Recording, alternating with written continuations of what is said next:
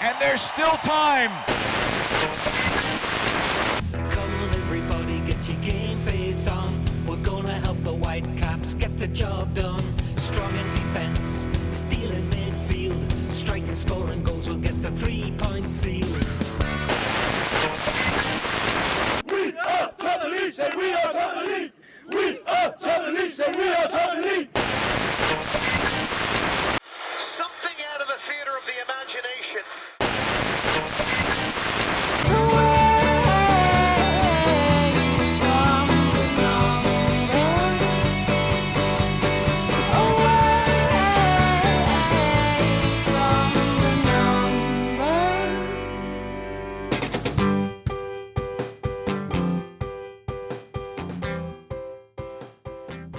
Well, hello there, pop pickers, and welcome to episode 46 of There's Still Time, the AFTN podcast. I'm Michael McCall. And I'm Steve Pender. So 3 days have passed since the Whitecaps' emphatic 4-1 win over New York on Saturday. You still feeling cock-a-hoop about everything, Steve? Well, I think I'm a little bit more excited than you are, for sure. You had that article about, tempering down the expectations and everything. I've already got them in the top 3 of the Western Conference, obviously, after that performance. I'm probably kidding just a little bit, but I think they really surprised me, and I thought there was going to be some issues, especially starting the game and everything like that. But the way they played in that first game really blew me away, and I didn't expect that kind of performance, even with a reduced New York side. That's kind of just my public persona, to be curmudgeonly. Inwardly and privately, I'm really excited. I do think that we have a very exciting squad here in the city right now. It's a team that could really do well. I mean, if they keep playing the way that they played on Saturday, there is nothing that's going to stop them making the playoffs. The things that could stop them making the playoffs is them not playing like that, teams finding out about them and knowing how to play against them, and of course the dreaded injuries. But we don't want to jinx things, so We're excited, everyone's excited, and we spoke to Carl Robinson, and you'll hear that in a little bit, and we talked about kind of like keeping feet on the ground and tempering expectations, and right now that is what we have to do. We haven't seen how the team are going to play on the road. We're going to get an idea over the next 2 weeks how that's going to be, but we've both had a chance now to re-watch the game. Is there anything that we didn't cover on Saturday that you kind of want to mention just off the bat, Steve? One of the things was that I noticed after looking at all the stats was that we only were offside twice. And I think that was one of the biggest things that stopped the attack last year. A guy like Maddox was especially guilty of making late runs or early runs and getting himself in offside positions. It only happened twice, and I believe Maddox was only responsible for one of them. So I think that's a huge improvement, and that will be able to help them, let them get a better attack and more timely runs and everything like that. And I think it should help them in the long run. Yeah, definitely. And it's good for Maddox to change his game. Not just him, like Manny has to learn to do that. Hurtado, all the pacey guys need to be better at judging when they're going to be offside, when they're going to stay onside. And if he can be onside and take advantage of those chances, then that's going to be the key, and that's what Maddox isn't doing yet. But one thing that I noticed from watching the game back, and I do want to mention, is I've been on Darren Maddox's back quite a lot since about April last year, but I want to give praise where praise is due. I missed some of the stuff that he did during the game. Seeing it on the PVR, watching the game back, his work and his play in that Fernandes goal was just fantastic. The ball he played back and the spin around to take the defenders away, and then going out wide and controlling the ball and then setting Fernandes up for the goal, I thought that was magnificent. Yeah, it was a fantastic play. And also, I mentioned it that day that normally when he had the ball in that position around the box, he would attack and basically try to take on the defender and sometimes, leave a shot that would, obviously not desired. This time he saw Fernandes coming out of the corner of his eye, let it off for him, and basically Fernandes took care of the rest and scored a fantastic, and obviously the game winner eventually it led to. Now, one of the other things which I kind of noticed, and I wanted to watch a bit more closely when I watched the game back again. On Saturday, I knew Laba had a good game. I thought he had a bit of a quiet game just because he didn't stand out, and we've discussed this before, that when you're in the DM role, you kind of want to have a quiet game and kind of not be noticed, because that's kind of what the position is there for. But watching it back, Laba was magnificent. And Kenny Miller in training this morning, he really sung his praises as well, and thought that he had a great game. And he is going to be such a key factor for the Whitecaps this season to come. I noticed it right during the game that the partnership between Rio Coker and Laba, and I still a new partnership too, so it's going to get time for those two to get used to each other. But Laba was really intercepting the ball. Basically the New York midfield was not able to get anything going forward down the middle. They relied everything going on the wide, and that's why they had 28 crosses like during open play and everything like that, which is a high number. That's because they couldn't get anything down the middle. Rio Coker was shutting them down, Lava was shutting them down, and it allowed the attackers to get forward, especially in the second half. They really moved the ball forward, and both of us have, me more than you, have been critical of June Marcus Davidson last year.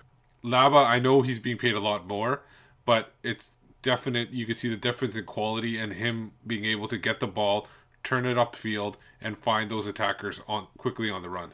Yeah, Laba and the other South Americans, I think, have impressed everyone. One of the articles which I wrote for Soccerly today was basically saying the Whitecaps are not a surprise package anymore. If anyone didn't know what these guys could bring to the table before now, then they certainly do after watching that game.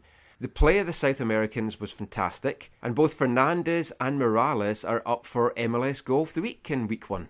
Yeah, we discussed a little bit about the Fernandez goal and what happened there with Darren Maddox holding up the ball and then spinning around. The Morales goal is really nice too. It started off with Morales whipping the ball around really nice into the path of Mane, who did those several crossovers and eventually took a shot, but it deflected off Eckersley. It eventually got back to Rio Coker, who did a nice step around and went around the defender. I believe it was Sam, but I can't remember right now. And he moved into the box and it was nice that Morales, instead of going forward, actually held back a little bit. Rio Coker realized that, cut it back to him, and Morales basically on what seemed like a one hop, and for a guy who was not used to that turf, did a nice job of timing it and nailing it into the bottom corner. It was a really good goal. The finish of Fernandez was better, but I think if you look at the build-up of the Rio Coker move, build that into that, I think the Morales goal is right up there with goal of the week. So is Morales going to be the guy that gets your vote this week? No, I'm kind of going back and forth. I can see both as being good candidates, but if you look at just the finish itself, I think it would be Fernandez in my books. I loved the finish from Fernandez, and I liked the build-up as we talked about with Matix, but for me, my vote would have to go to Morales. I just liked the whole play of that, just the fact that it started with a quick free kick, Mane's fun stepovers that brought the crowd to their feet, as you said, the great play by Rio Coker, and then a great finish and a great debut goal by the Chilean. Of course, the danger is this splits the vote because people can't make their mind up and then somebody else comes in and wins, but both great goals, but basically was a great cherry on top of the cake that was a fantastic 4-1 victory. Well, there is a chance that the Whitecaps do win because I don't think there is a Timbers or Sounders goal up for goal of the week, so everybody has an equal chance in this one at least. Now, we talked about tempering expectations. We didn't get a chance to speak to Carl Robinson after the game on Saturday due to our stuck in an elevator escapade that we talked about and was all over Twitter. So we spoke to Carl on training at Tuesday, just to get his thoughts about the game, now that he's had a couple of days to let that sink in, how well he thought the team played, about tempering those expectations, and also a chance to discuss who won the fashion stakes. Very fashionable sideline. Was Carl the best dressed coach, or was it Mike Petke? Here's what Carl had to say. You're feeling funny, then you're feeling strange, then you think things will never change. But I believe in fairy stories, giant killers, hoping glorious, looking after the things I live for, all the places I've never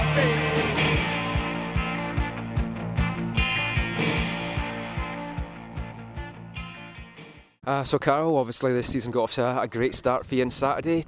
Could it have gone any better? Was it kind of like a fairy tale winning against your old team? And I said on Saturday, yeah, it was probably written in the stars when the fixtures come out about it was against my old team and obviously my friend as well, Mike, and my first game as a head coach at home in front of a sellout crowd, and I think it was just fitting that we got the reward. I said it was the players' reward for the supporters as well, because it's been a tough off-season, but we've got things to look forward to now. Obviously, a lot of folk are getting a little bit carried away because it was a very, very dominant performance.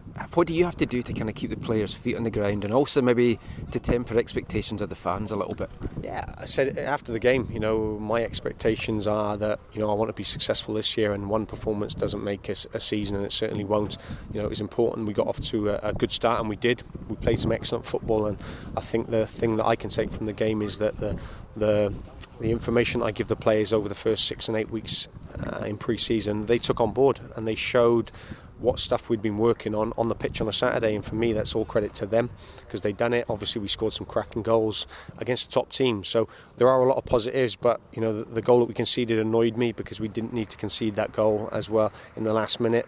And if you look at the game as a whole, the first 25 seconds Kenny could score and the last minute we concede, so it's a very fine line between obviously conceding goals, taking chances and winning games of football. So I won't get carried away. I'll certainly make sure the players don't get carried away, but it was an important win. Now, it was a very stylish sideline on Saturday. Who do you think won the fashion battle between you and Mike Petke? I'm not sure. I think everyone's got their own opinion or whatever, but he had a nice matching tie. And he did, but he went for a three-tone thing. I think he had a shirt and a tie that were different, and then a jumper that was different again, and I think sometimes it's like wearing a spotty shirt and a striped tie. I don't think you can do that, so Mikey's fashionable. He likes. I think he thinks he's the best dressed coach, and if that's what he thinks, then I'm happy for him. But I'll just keep going about my business myself. Now, after the game, we noticed the players that weren't involved had a kind of scrimmage game for them.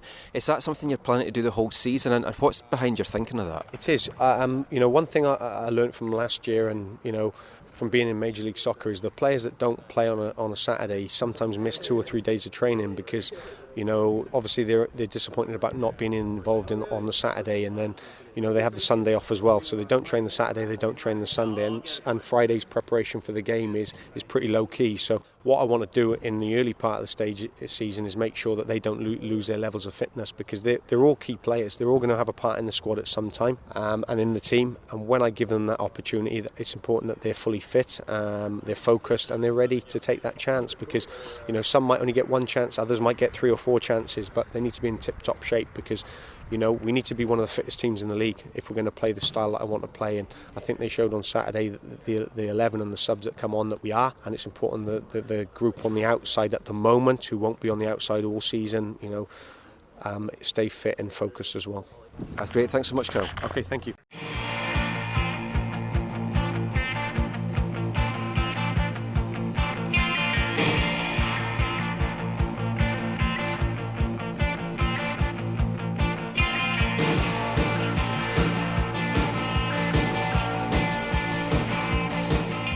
So that was Carl Robinson talking to Michael at training on Tuesday. He obviously, one of the things he was upset about was giving up that late goal. And we should talk about the defending a little bit. What did you think about that? Do you think it was a big issue? Do you think it was all Ousted? Do you think the defenders had something to do with it? Of course, should the cross have come in the first place? When I saw it live, I wasn't sure if it was Andy O'Brien or David Ousted that were at fault. But then when you watch it back, I do feel that O'Brien must have had a shout. I don't think he would have left the ball like that and not even gone for it if Ousted hadn't made the shout that it was his ball. And if you do that as a keeper, you then have to get to it. Now, obviously, you're not going to get to it every time. At the end of the day, it wasn't like catastrophic, because it just, all it spoiled was a clean sheet. It was still a 4-1 victory. It was a little bit of took a little bit of a gloss off it, I guess. But more worrying was the fact that they switched off and they didn't deal with the cross into the box.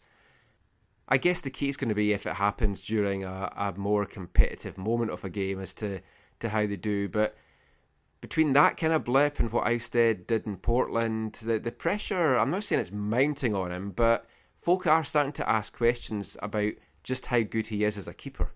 Yeah, definitely, especially after the Portland, like you said, the Portland incident. Now he's got this goal that, a lot of people are putting the blame on him. There's still going to be continuing the questions. I guess if he did have that one save early in the game off Sam, that was a good diving save, went off the post and went out for a corner. So there was that good sign. If he had kept the clean sheet, I think a lot less questions, obviously a little more because of the goal allowed. One of the newcomers maybe we should talk about is also Steven Beitashour. He seemed to be a guy that was suffering a little bit from the international duty. What did you think of his play? Yeah, I think of all the defenders, he possibly had maybe the weakest performance of the four of them on Saturday. He is going to have been tired from travelling back from international duty with Iran. So, I mean, that is a little bit understandable. And I'd still rather have him not at his best than to put Ethan Sampson in to a game like that when he's not really fully prepared for it. I thought he did okay. He didn't start getting up the wings as much as we saw in some of the pre-season games, but that will come. And once he's had a bit more time to adjust and not been flying across the world, then that will definitely happen. But he's a great addition, and I think we'll kind of see the best of him now in the weeks to come. Now, we caught up with Steven Beitashour after training on Tuesday just to ask how he's kind of settling into Vancouver, what he thought of the game on Saturday, and of course, no interview with Beitashour would be complete without talking about the World Cup and his hopes of playing for Iran. Here's Steven Beitashour.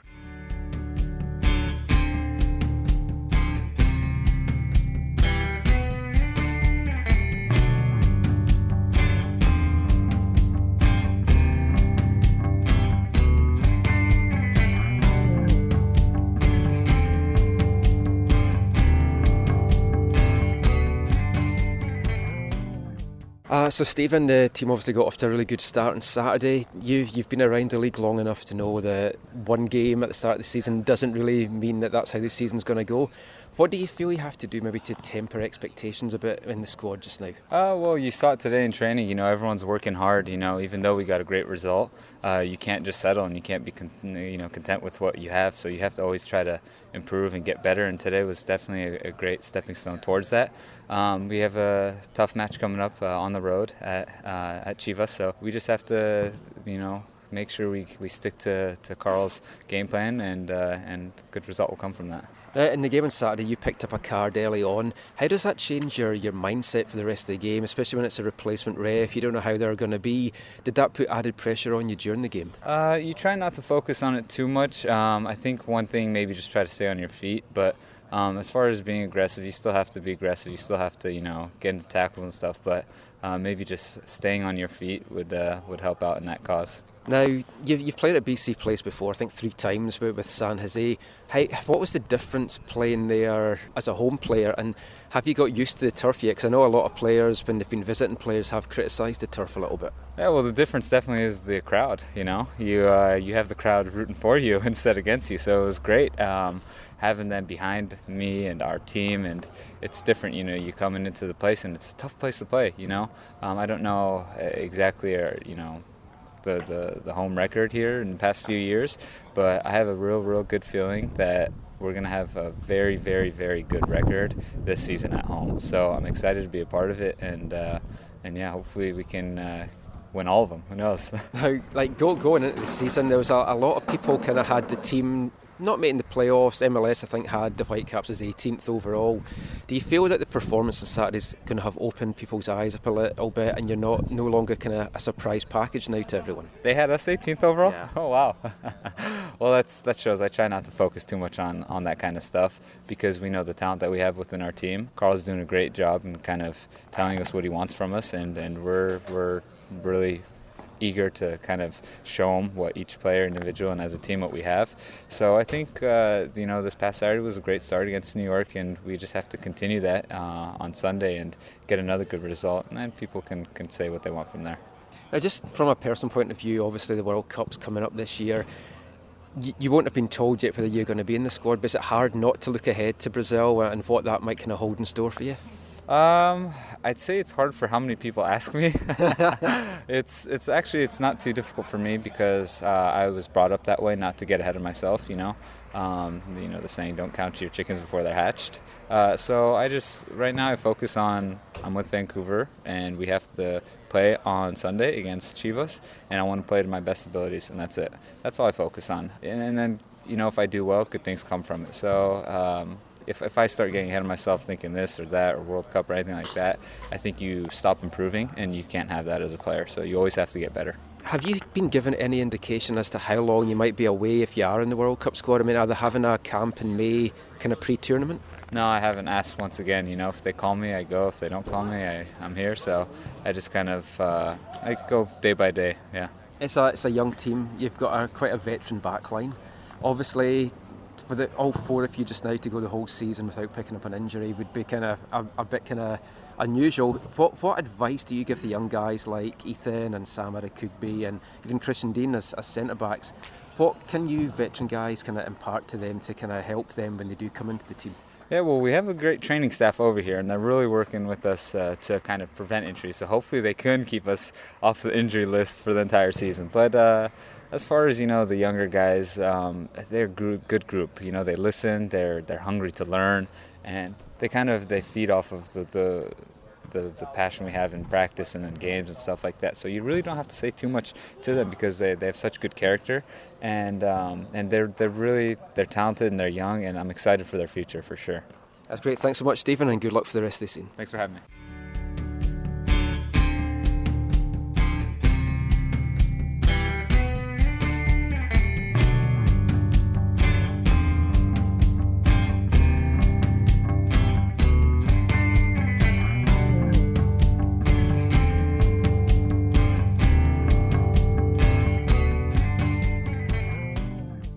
So as we said, a great week for the Whitecaps. It was also a great week for the Western Conference teams who were quite dominant against Eastern Conference opposition.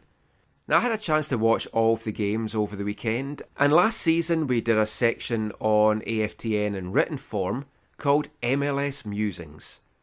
We're now going to do that as part of maybe hopefully weekly, but we'll see how it goes on the podcast, where I'm just going to review the week's games in MLS, some of the highlights, the lowlights, players of the week, goals of the week, that kind of stuff. So here's our first MLS Musings of the 2014 season.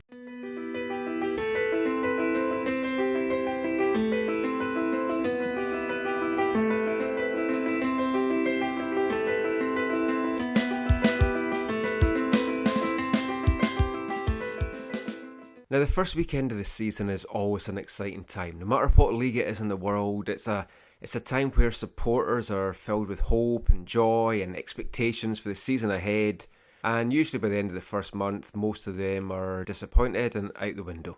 So the 2014 MLS season kicked off in Seattle. The Sounders played host to the defending MLS Cup champs, Kansas City. And it was quite an interesting game. No real great shakes, but both teams had a few chances. A draw looked like it was going to be a fair result for both sides until up popped Seattle, 94th minute winner. And you kind of had to watch that and think, how big is that going to be down the stretch? When it comes to October and playoff placings are up for grabs and positioning, how big is that additional 2 points possibly going to be for Seattle? Certainly not good from a Whitecaps perspective if we're needing to kind of be battling them down the road, but we'll see how that plays out. The first all-Eastern clash of the MLS season took place between DC United and Columbus Crew. And the Crew ran out very comfortable 3-0 winners. It doesn't look like there's any new regime or any change of fortunes coming anytime soon for DC, unfortunately. Higuain looked really sharp for Columbus, got a couple of goals and looks like he's going to be another impact player this season. One of the interesting things, obviously, for this whole weekend was to watch to see how the replacement refs did. And I think on the whole, over the course of the games, they did really well. It was very noticeable, though, in this DC-Columbus game that any time there was decisions, and I said this in the podcast at the weekend with the New York players in the first half against Vancouver, but the DC players were a disgrace. They crowded and were all over the referee from basically the first foul of the game. And they were really trying to put pressure on him to kind of influence decisions. And I'm hoping that if these replacement refs are going to be in for a few more weeks, that MLS are going to do something about it and really kind of stamp down on it and make sure that teams are punished heavily if their players kind of hassle the refs like this. Now, the next game up was Houston against New England, and Houston put in the performance that would see them leading the Supporters' Shield standings. 4-0 win over New England. An amazing first half. I mean, it was 3-0, 3 early goals, and it could have been so much more. But New England also had a lot of chances in that half, and they just couldn't take them. New England had gone for one striker up top, and I think that showed the danger of doing that in this league. Just going to one, they had to change it at half time. They were 3 goals down by that point, and they had to bring on a second striker. But that is a danger, and that's just what happened with Martin Rennie a lot last year. Went with the one striker, went with a defensive lineup, and then as soon as they go behind and things aren't going in their favour, they struggle to know how to change it. And that's exactly what happened with New England, and they paid the ultimate cost for that. Now, they did have possibly the miss of the weekend when Jerry Bengston missed a sitter from 3 yards out. I have no idea how he could not put that in the back of the net or even hit the target. It was just incredible miss.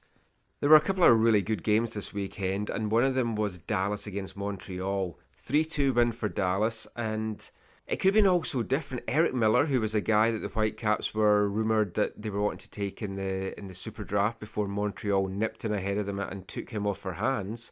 Maybe it was a godsend because he missed a really good chance in the 3rd minute. Making his MLS debut, missed a great chance to put Montreal up, and it cost him because then Dallas took control of the game, went 2-1 up on a Blas Perez penalty, which was won by Diaz going down far too easily. On first glance, you're looking at it, and this is what the ref obviously saw, and it's like, yep, clear penalty. You see the replays, it's simulation, something else that you really hope that MLS are going to kind of take a stamp on this season.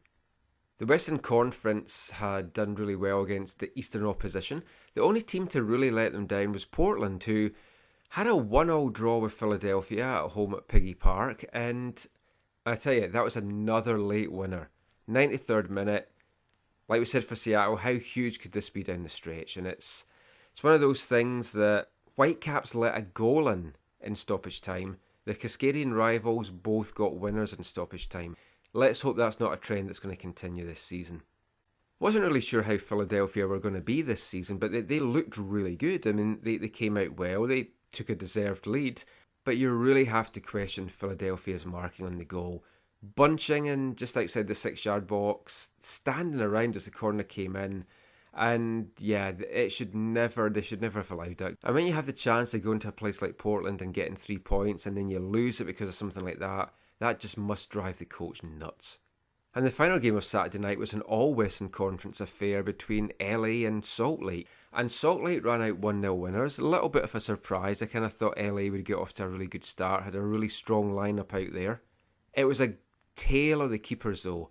Pineda for Los Angeles, Romando for Salt Lake. Save after quality save. And we've said this before. To me, this is what can make or break, be the difference really between a team going deep in the playoffs and not. And you saw that with Donovan Ricketts last year, who incidentally did have another strong game for Portland, and lots of people were wanting to see how he was going to do this year. But Romando and Pineda, they put in some great performances, and it looked like LA were going to kind of salvage a point as well when they got a late penalty in stoppage time.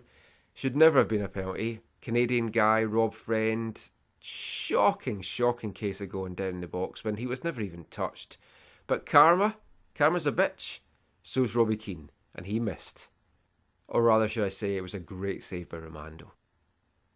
RSL had actually, when they took the lead, it was a bit of a controversial decision. They'd had a goal disallowed earlier that didn't look like it should have been ruled off. This one looked like it was possibly offside and it was given. So again, bit of karma, made up for it. Real Salt Lake, 3 points, huge 3 points for them. And the final match of the weekend saw a surprising win for Chivas. The Whitecaps are going to go and play them next week, and 2 form teams, 2 winning teams are going to battle that out. Going into this game, it was a tale of 2 watches. It was kind of Yallop watch. How were Chicago going to be under Frank Yallop? And hard to tell so far. They went 2 down. Chivas went 2 goals up in the second half. And Chicago fought back well to make it 2-2. But then after that, Chivas kind of took over a bit. Got the winning goal. Could have had a couple actually. Chicago, we still don't know how Yallop's going to be. But I think if you were to give me now the choice of having Yallop and his old-fashioned ways, or Carl Robinson and his more modern managerial techniques, give me Carl Robinson any day. So that was my first MLS musings for this season. We'll be back next week with some more musings.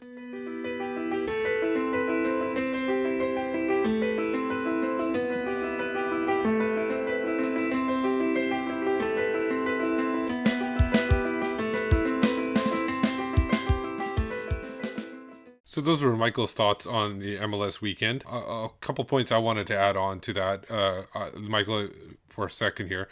I thought one of the things was interesting is that the teams that did the most tinkering with their backline in the offseason were the ones that suffered the biggest losses. Like, for example, DC United. New York had almost a brand new backline, even though Olave is going to come back. Montreal did a lot of tinkering because they didn't have Nesta anymore, and they had a rookie in Eric Miller. Even New England, they had the Defender of the Year still on calls with them, but other than that, I was surprised to see them lose 4-0. That was as big of a surprise too. But other than that, it was I thought one team that really surprised me. I picked them to be in the MLS Finals, but I didn't expect Philadelphia to be that strong right away, where they almost came away with the 1-0 win in Portland. Yeah, hard to tell from week one as to how these teams are going to do over the course of this season, but from the early going, it looks like it's going to be a really exciting season, and the Whitecaps are going to have to be at their best if they want to get into the playoff race. Now, of course, part of being at their best is the hard work that the team are putting in training. So, Steve, you and me were at training on Tuesday morning, and we watched some of the drills, and they had a nice scrimmage as well. What was your thoughts of what you saw today? Well, I think everybody's the work ethic is still there. I think they're still like pushing hard and everything like that. They're, from the looks of it, early looks of it, they're not resting on their laurels and thinking of that 4-1 win. They're looking forward to the next game, obviously, and I think that's very important. I think I think one of the things that I found interesting was, and we both noticed this, was Carl Robinson was right into middle of the instruction, like when giving instructions on the pitch. There was one incident where he was trying to get the defenders to figure out how to slow down people when they're running into the box and everything like that. And he was there was one point where he was actually shoving Kenny Miller. And I commented to you, do you think Martin Rennie would ever have shoved Kenny Miller the way Carl Robinson shoved Kenny Miller in that drill? Yeah, it was kind of fun to watch because it wasn't just once either. He did it like 2 or 3 times to kind of demonstrate his point. Obviously, Kenny was fine with it, but he was very hands-on, and it was really good to see. And he's got a lot of ideas. He knows how he wants the game played. He knows what weaknesses he's seen. Him and his coaching team have obviously spent a lot of time already looking over the game tape. And there's a lot of hard work went into training today.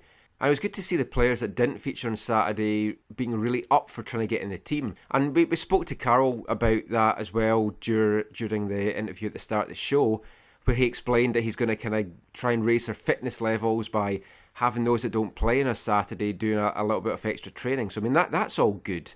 And I think the competitiveness in the team, it's looking good. Fitness of some of the guys, though, I know it was a long training session because we're pretty much on the field for 2 hours today. And there was a few of the guys, like Matix was bent over a couple of times, kind of gasping. So was Jordan Harvey a little bit. And I think it's a much higher tempo than some of the stuff that we saw last year. And that can only be good for the team. Yeah, it's going to help them definitely in the long run, because it's going to keep people up to the same game level that they would play during the week. And so they're not going to have that. They're not going to have to ramp up their intensity for the games if they already got it ramped up during the training. And there was a new face at training this week. Well, we say new face, he's also an old face, but it's a guy that's not currently on the MLS squad. Former residency player and current Duke striker, Brody Huitema, was back in training. And Steve, you caught up with Brody after training today, had a chat about how times are going at Duke, his footballing future, and what he thinks of the new look Whitecaps. Here's Brody Huitema.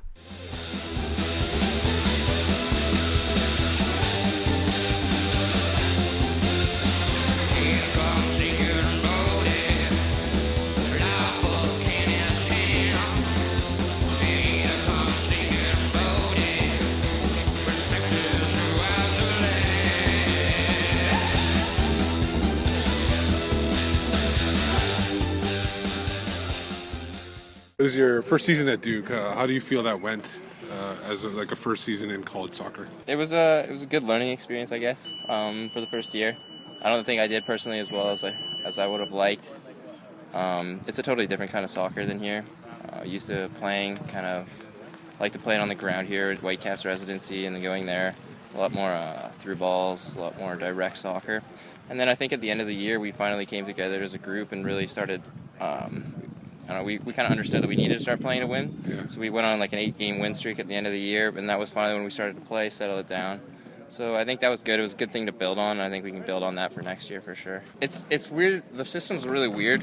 We actually ranked 42nd going into the tournament selection, but it's not so much rankings. It's a panel that selects. So we were actually selected the one team outside of the tournament. Yeah. It was between us and another team for the final spot in the tournament, and they chose the other team.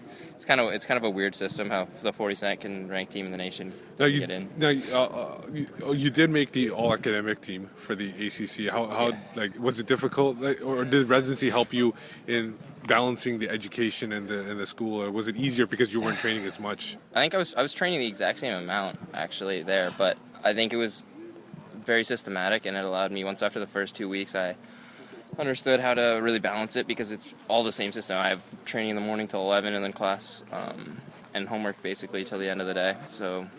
I would say residency definitely helped me because there were lots of papers and stuff I would have to do on the road. So that really helped me with finishing off those long midterm papers at school, because that's mostly what the grades come from, are midterms, final exams, and long papers. So, if there was one thing that was you maybe learned off the pitch that you maybe, obviously you were living near home or close to home here, moving away from home, obviously that's a different thing. What's the one thing that you learned off the pitch about that maybe improved your game on the pitch?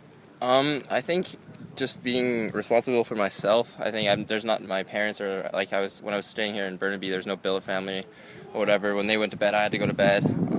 So it was really self-responsibility that I put on myself to go to bed, get the proper nutrition in. And then another thing I would probably say is after training here at Whitecaps, you can stay after and get that extra work in. There's not so much because I have class right after, so I have to rush there.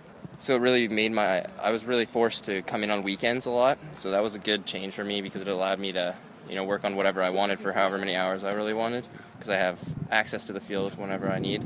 So that's a really nice change being at Duke. You were kind of like in a way a big fish in a small pond here. You went to Duke, and whatever people want to say about the technical ability there and everything like that, but it is you're playing with much older guys. Some guys are 22, 23 years old. How was the adjustment there when you first started? Yeah, no, it was interesting because when I showed up for preseason, I was 17. And our oldest player was actually a grad student, transfer student from England. He was 24. Yeah. So there was a 7-year gap from that. But I mean, the physicality is no different than coming out here and training with these guys. Obviously, the skill level's a lot more, but physicality, I would say, is fairly similar compared to here, like with first team. But there's players on our team like Sean Davis, who's an ex-U.S. national team player, plays for the Red Bulls, and his technical ability is matches players out here.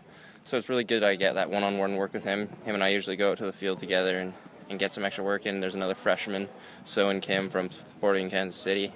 So us three will get a lot of extra work in technically, and that's kind of how we keep up with pace, because obviously with practices there's not going to be as much technical basis or technical focus. Now, you had your first camp with the national team as well. Yeah. How did that work out for you? What did you learn from there? Was it a new experience for you, obviously? Yeah, well, my first one was in November when I was still here at residency. Yeah. And that one was cool, I guess. That was the first camp, obviously, so I didn't get to start in the first game. And then I started the second game against the States, so that was a really cool experience. But going to Spain in August was definitely, I would say, definitely the coolest experience of my life, soccer-wise anyways. We played Japan the first game. I got my first goal in that game. So that was an unbelievable feeling to score against Japan in a world international tournament. I mean, yeah, the guys are great.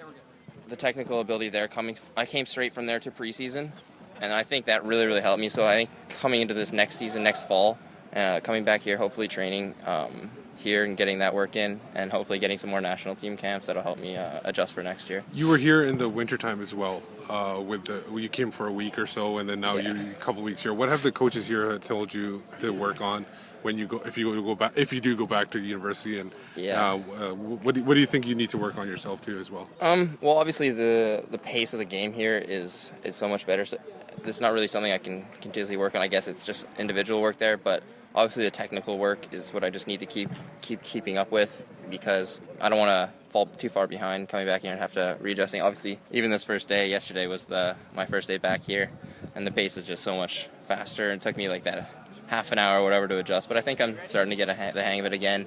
But yeah, it's just technical work. I think obviously keeping up with fitness as well. I would say I'm fairly fit right now, but the kind of fitness for this level and college is totally different. College is more just running back and forth, not so much with the ball, not so much directional. It's more forwards and backwards. Here there's a lot more movement, a lot more thinking. So I got to keep my mind sharp and just kind of keep up with everything. Okay, thanks a lot. No problem.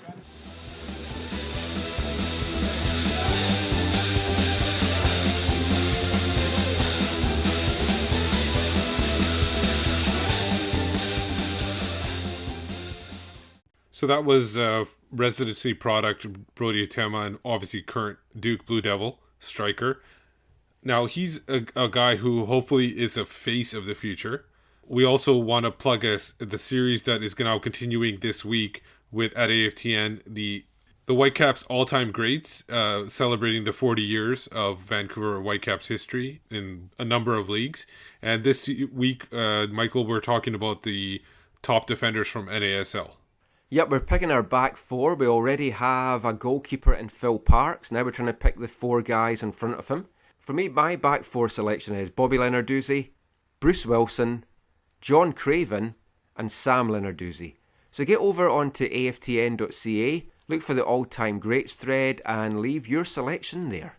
Yeah, just to let you know, my picks, similar to yours, I substituted Sam Lenarduzzi for Rudy Kroll. I know he only played 1 year, but he had a big impact, and I'm taking into his overall talent as well. Yeah, he's definitely a guy that impressed everyone that saw him play that season, and folks still talk about him playing for the Whitecaps, an absolute Dutch legend. Now, if we're talking about legends, and we're talking about BC legends, Mike Mosher, the UBC coach, is a guy that falls into that category. Storied as a player for the Thunderbirds, and also now as a coach for the Thunderbirds. And his UBC Thunderbirds are taking on SFU Clan in an eagerly anticipated game on Friday night at Thunderbird Stadium. The game kicks off at 7 o'clock, so if you can, get along and see that and see some of the top university talent that's playing in BC right now. But that's all for this episode of There's Still Time. Just before we wrap up, we'll do our usual of telling you where we can find you online. So Steve, where can listeners find you? You can find me on Twitter at WhitecapsBeat, and then also writing for Canadian Soccer News. And you can find me, Michael McCall, on Twitter at AFTN Canada. Send us an email about the podcast or anything you want to aftncanada@hotmail.com. And you can find all our writing, AFTN, on Canadian Soccer News, aftn.ca. Also look out for some of my writings on soccerly.com. So just before we do wrap up this episode, I just want to give a few thanks. I'm always really bad for not thanking the O'Wells for doing our theme song, so you hear it a little bit at the start, you hear it at the end. So thanks to the O'Wells. They've got a new EP coming out, so check the owells.com for all the information about that. I also want to give a genuine thanks to all our listeners who have really made this podcast become a big success. When we checked the podcast listings on iTunes Canada on Monday, I nearly fell off my seat as we were ranked 6th sports podcast, 3rd in the professional section. So just thanks to everyone for downloading and listening every week and taking part in our Twitter discussions. We hope to kind of bring you a lot more podcasts over the season. When it's a home week, we're looking to do a preview show, which Steve will have on Friday, so watch out for that ahead of the Chivas game. After home games, we're going to have a post-game pod. And then during the week, we're going to have, like this show, an interview heavy pod and just kind of touching on all the other latest happenings for the week. So until next time, which will be Friday with Steve's preview show, thanks for listening, take care, and mon the Caps. I'm stuck in a lift with no Leadmans. I'm stuck in a lift with no Leadmans. I'm stuck in a lift with Noel Edmonds. Oh, 2 hours in this lift, and my sanity is threatened. I think I'll try some small talk.